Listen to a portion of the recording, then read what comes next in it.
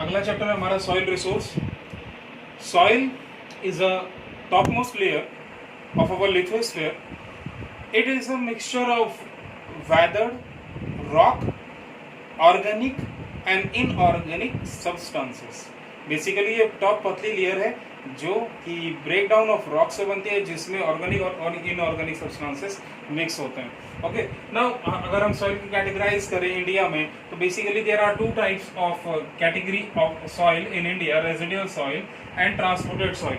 Residual soil का मतलब है जिस जगह पत्थर है, क्योंकि पत्थर से मिट्टी बनती है, और वो पत्थर ब्रेक डाउन हुआ, उसमें वेदरिंग हुई, डिपोजिशन हुआ, और उससे जो सॉइल बना वो उसी रॉक शेल के ऊपर है या उसी जगह के ऊपर है।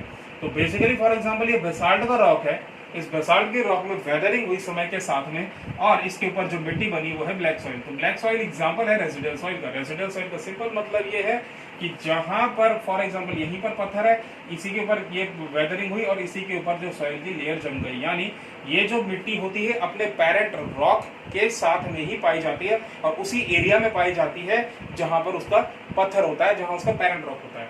जबकि ट्रांसपोर्टेड सॉइल में क्या होता है, पत्थर कहीं और है, फॉर एग्जांपल ये हिली एरिया, पत्थर कहीं और है, ओके, और ये जो ट्रांसपोर्टेड सॉइल है, ये नदी इनको पत्थरों को ब्रेक करके और किसी प्लेन एरिया में बिछाती जा रही है। तो पत्थर कहीं और है, कितनी अलग अलग टाइप्स के रॉक होंगे, ठीक है, कुछ अलग कुछ सेडिमेंट्री होंगे, ठीक है, सेडिमेंट्री की भी अलग अलग कैटेगरी है, कुछ केमिकल रॉक होंगे, कुछ ऑर्गेनिकली फॉर्म रॉक होंगे, कुछ लैमस्टोन होंगे, वगैरह वगैरह।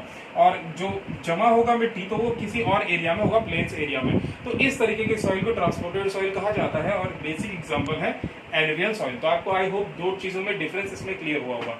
अब इंडिया के संदर्भ में बात करें तो there are basic 4 types of soil are found in India. Alluvial soil मैंने कहा क्योंकि ये ट्रांसपोर्टेड सॉइल है, ये अलग अलग पत्थरों से मिल करके बनती है, एक ही रॉक नहीं होता।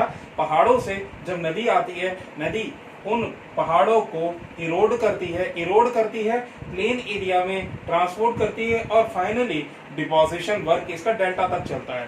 तो बेसिकली जो ये सॉइल है ये ट्रांसपोर्टेड सॉइल है, और इसका कोई एक पेरेंट रॉक नहीं है, और पेरेंट रॉक पहाड़ों में है, और सॉइल कहाँ पाई जाती है, प्लेन्स इलाकों में पाई जाती है। फर्दर ये सॉइल जो है बांगर और खादर में डिवाइड हो जाती है। अब बहुत सिंपल सा डिफरेंस है कि जो बांगर है that is old alluvial soil and khadar is new alluvial soil.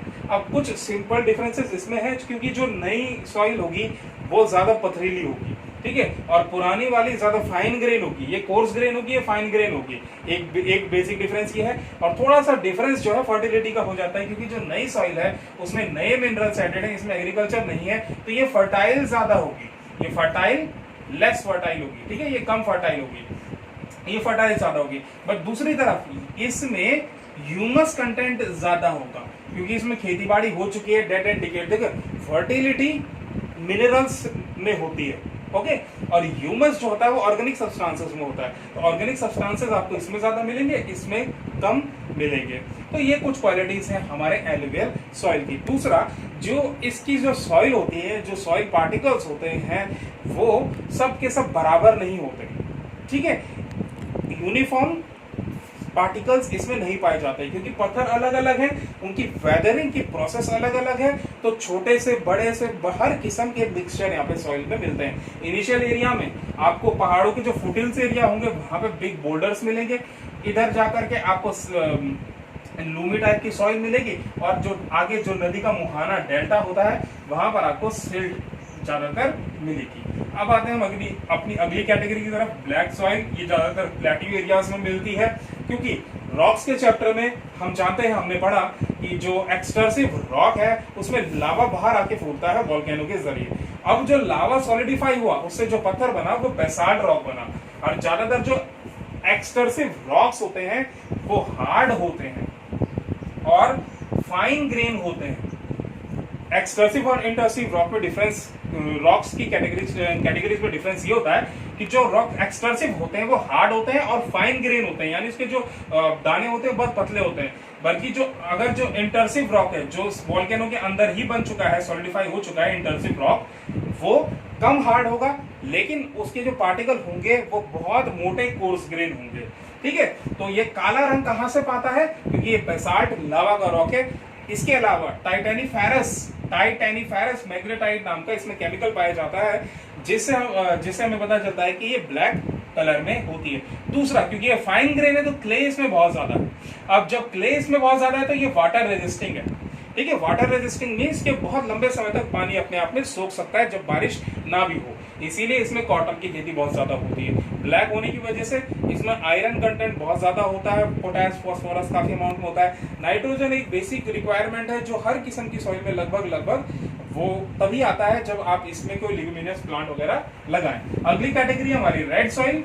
Red soil में इंपॉर्टेंट जानने के लिए यही है कि ये हिंदुस्तान के मिडिल एरियाज में बहुत ज्यादा पाई जाती है और रेड कलर इसको मिलता है आयरन के ऑक्सीडेशन से इसको रेड कलर मिलता है, क्योंकि इस एरिया में एंशिएंट क्रिस्टलाइन मेटामॉर्फिक रॉक बहुत ज्यादा पाए जाते हैं। तो इस एरिया में दालों की खेती और हमारे कहते हैं ये ऑयल सीड की खेती बहुत ज्यादा होती है।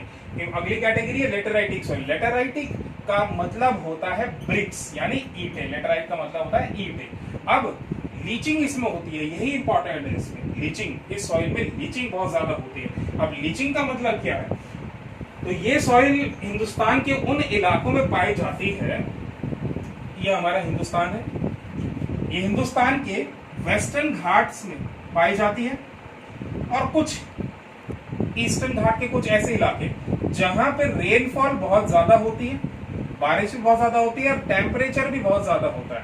तो होता क्या है, फॉर एग्जांपल ये धरती की सतह है, तो जब टेम्परेचर बहुत ज्यादा होता है तो इसमें क्रैक्स आ जाते हैं, धरती में क्रैक्स डेवलप होने शुरू हो जाते हैं। इन क्रैक्स के जरिए होता है इवेपोरेशन पूरा मॉइस्चर सोख देता है और जो इसमें न्यूट्रिशन होता है उसे इनएक्टिव कर देता है। ठीक है, बट उसी की जगह जब बारिश होती है तो दोबारा से जो भी इसमें न्यूट्रिशन अपर लेवल में था वो दब करके नीचे चला जाता है, क्योंकि क्रैक्स खुले होते हैं। इसी प्रोसेस को कहते हैं लीचिंग। बारिश हुई, न्यूट्रिशन नीचे चला गया, धूप हुई, एक्सेसिव धूप हुई, तो उससे क्या होता है, इवेपोरेशन करके न्यूट्रिशन इनएक्टिव हो गया। ये सॉइल बिल्कुल बंजर हो जाती है, बहुत ज्यादा पोरस होती है, बहुत ज्यादा इसमें दरारें हैं, बहुत ज्यादा पोरस ये सॉइल है। तो भट्टियों में भी ईंट इसी तरीके से बनाई जाती है। पहले मिट्टी को, क्ले को गीला किया जाता है, फिर उन्हें आग में तपाया जाता है और मजबूत ब्रिक्स बन जाती हैं। इसी तरीके से इस सॉइल में धूप और बारिश पड़ने के बाद ये भी मजबूत ईंटों जैसे बन जाते हैं, जिसमें बिल्कुल भी किसी भी तरीके की फर्टिलिटी और मॉइस्चर नहीं होता। हालांकि इस सॉइल में इरिगेशन और एडिटिव्स मैन्यूअर मिलाने के बाद इसमें दालों की खेती, टी प्लांटेशन बहुत अच्छे से पॉसिबल हो पाता है। आई थिंक अब आपको ये टॉपिक क्लियर हो गया होगा। थैंक्स।